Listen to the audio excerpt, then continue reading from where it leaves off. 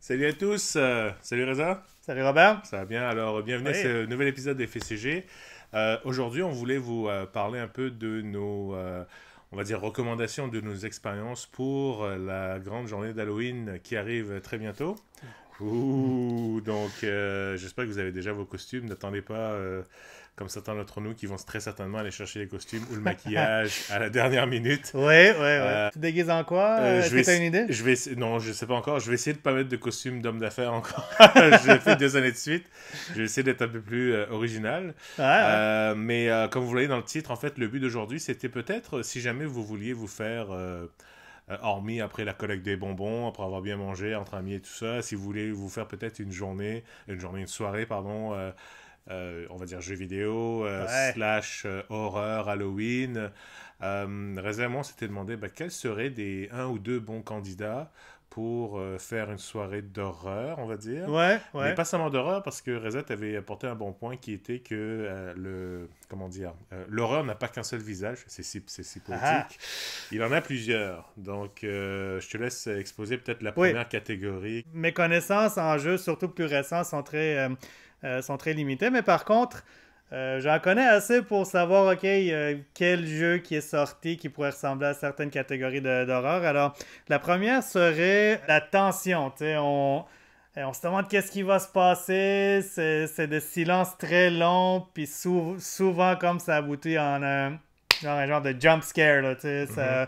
quelque chose de gros qui arrive, un gros bruit, quelque chose, et c'est soit le méchant ou c'est une fausse alarme ou peu importe. C'est quoi les jeux qui fit ça? Moi, le seul qui me vient vraiment à la tête, c'est Resident Evil. À cause de la prouesse technologique de la PS1 à l'époque, je pense Ouais. qu'on pouvait pas avoir de jeu qui était plus immersif que Resident 1. Donc, effectivement, Resident, c'est un staple des jeux de ce type-là. C'est une agrafe. C'est une agrafe, oui, exactement. Oui, il y avait de l'action, oui, on pouvait shooter les zombies, etc. Mais il y avait quand même, à cause des plans de caméra fixe, Hmm. ils avaient le tour de te faire sursauter. Et tu avais aussi des passages où il n'y avait rien. Là, tout d'un coup, il y a un monstre qui sort. Dans donc, la génération de la 360, c'était la série des Dead Space. Hmm. Euh, le, la prémisse n'était pas si originale que ça.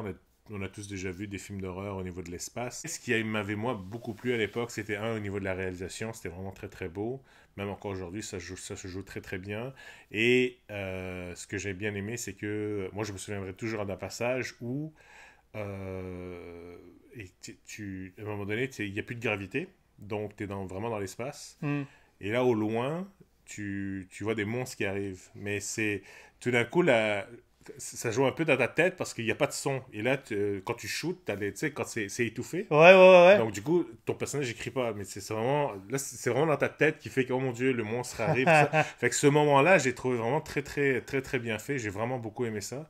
Une série que j'ai terminé le premier, il faut que je finisse le 2 et j'aimerais bien faire le 3. La deuxième catégorie, c'est vraiment qu'est-ce qui est vraiment gore. Tu sais, c'est de la violence, c'est sanglant, c'est des parties du corps qui se font arracher. Tu le vois, il n'y a pas de censure, c'est Ouais, viscéral. ouais. Alors, là-dedans, bon, premièrement, est-ce que Mortal Kombat, tu sais, ça compte pas comme un jeu d'horreur, là, Ben, en fait, même si c'est tout ce que je viens de décrire. Tu c'est sais. exactement tout ce que tu viens de décrire. Mais c'est drôle, pendant que tu disais ça, c'est vraiment, moi, pendant que j'ai joué à Mortal, ou Ouais. là, j'ai joué un peu moins.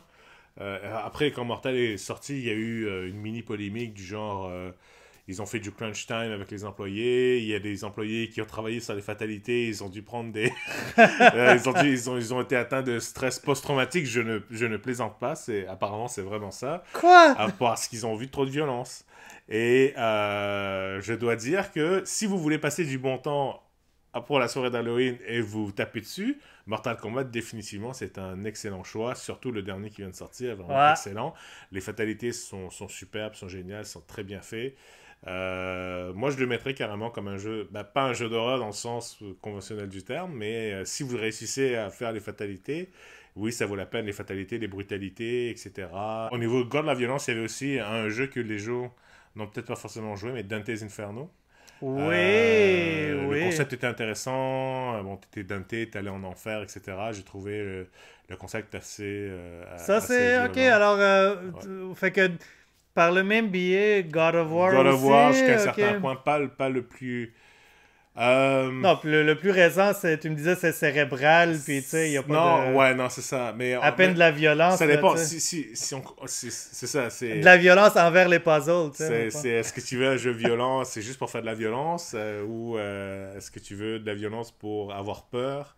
God of War, t'as pas vraiment peur. Je veux dire, t'es quand même un dieu et que tu tapes le monde, mais au niveau de la violence... J'ai peur de perdre mon temps. T'as peur de perdre ton temps, c'est ça, dans les puzzles.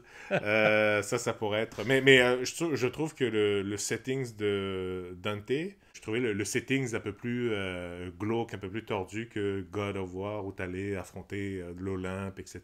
Ouais. Donc ça, c'était... Gore aussi, qui est très violent, je l'ai mentionné plusieurs fois, mais Resident 2, quand tu... ça, je me souviens, vous regardez jouer... C'était très très beau. À la cause face du la gars, face là, du qui... gars. Ouais. Bon, c'est toujours les 4 mêmes zombies, là, ça on a remarqué, c'est toujours les mêmes. T'as le chinois, t'as le blanc, puis t'as la fille, etc. Ben, c'est comme le monde comme normal. ouais, c'est comme le vrai monde. Ouais. Exactement.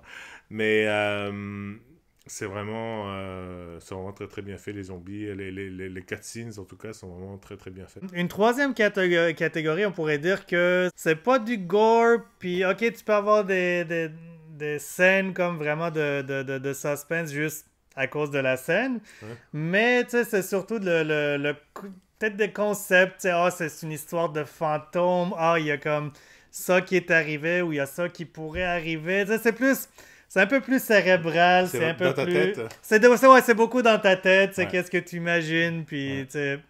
Ouais, il y en a plusieurs qui me viennent à l'esprit. Il y en a un il faudrait vraiment, vraiment que je le mentionne avant que je l'oublie. Il y a eu une compagnie maintenant qui s'est récemment, qui s'est spécialisée dans les jeux interactifs, qui se jouent d'ailleurs très très bien en couple, si jamais ça vous intéresse. Le jeu, c'était sorti il y a quelques années, qui s'appelait Until Dawn. Ok. Until Dawn, pardon. Until Dawn, ok. Until Dawn, ouais. Où c'était un peu le jeu dont vous êtes le héros. Dans le sens où tu avais plusieurs options que tu pouvais prendre. Est-ce que tu veux aller à gauche? Un peu à la Heavy Rain, justement. Ok, ouais. Tu prenais des décisions, tu veux aller à gauche ou à droite. Ben, si tu vas à droite, il arrive ça. Si tu vas à gauche, il arrive tel ou tel truc. Ça a une conséquence sur le prochain personnage, etc. etc. Mais évidemment, 8 jeunes, beaux, qui vont dans une cabine en plein hiver. Il y en a 2 qui veulent... Bref, je le recommande fortement. Au niveau du settings, oui, c'était gore, mais j'ai bien aimé justement parce qu'il y a du mock-up aussi. Donc, d'ailleurs, il y avait, pour ceux qui l'ont regardé, Claire Bear de Heroes qui est là-dedans. Heroes. Quel gâchis. Ouais. Donc, il y a ça. Mais pour revenir à ta question, mood settings, pour moi, un des grands coups de cœur que de temps à autre, je me dis, il faut vraiment que j'y rejoue, mais j'ai jamais le temps, c'est Alan Wake de Remedy. Pourquoi? Parce que, j'adore vraiment le format du jeu, dans le sens où c'est épisodique. Donc, c'est vraiment comme un chapitre de roman. L'acteur, le héros, c'est un auteur de roman, justement. Vraiment, clairement, comme Misery. C'est-à-dire que il lui arrive des choses qui arrivent à son héros. Ouais. Bon, il y a un mystère autour de sa femme, etc., qui disparaît. Mais le format est fait dans le sens où tu joues 2-3 tableaux, et après ça finit. Et après ça, le deuxième chapitre commence, et là, tu as Previously on Alan Wake. Puis là, c'est vraiment, ça, c'était cool. Mais vraiment, c'était vraiment très... parce qu'il y avait un peu de paranormal aussi. Donc, du coup, il n'y avait pas vraiment de violence ou quoi que ce soit, mais tu devrais affronter des ombres, du shadow, etc. La lumière... c'est plus juste une question de concept encore qui est comme horreur plus que, tu sais, qu'est-ce que tu vois. C'est ça, qu'est-ce que tu vois. Il y avait le côté lumière aussi qu'il fallait jouer aussi. Il y avait fait que c'est... fallait trouver des indices, fallait te mettre vraiment dans la peau du personnage. Là, tu disais, est-ce que le personnage est fou? Est-ce que c'est dans sa tête, etc. Un autre qui est un grand classique aussi, si vous avez jamais eu la chance de le jouer, essayez de l'avoir, c'est Eternal Darkness. GameCube! GameCube. Qui, parmi en fait, nous 5 dans FSCG, c'est surtout lui qui y a joué. Mais la réputation de Eternal Darkness est vraiment bien établie par Silicon Knights. À l'époque où Silicon Knights faisait encore des bons jeux. Mais ils avaient pris, je pense que indirectement, ils avaient pris un peu le côté fourth wall de Psycho Mantis. Ça paraît un peu bizarre ce que je dis, mais il y a des séquences où ça joue avec le contraste de ta télé. Tu vois, donc vraiment à la Psycho Mantis, le Hideo qu'on voit, Ouais, donc ouais, ils ouais. se sont carrément inspirés de ça. Ton image est inversée. Donc là, est-ce que ton personnage il est fou? Est-ce que c'est toi qui deviens, voilà. Ah, c'est bien. Donc puis il y a des trucs d'horreur aussi un petit peu. Donc mais pas trop gore, mais vraiment il y a un build-up qui arrive et puis ça j'ai trouvé ça vraiment très très bien. Donc merci tout le monde. Alors j'espère que ça vous a plu et puis lâchez-nous un like et un partage et bien sûr vos commentaires, n'hésitez pas. Et bon Halloween, salut! Ciao tout le monde.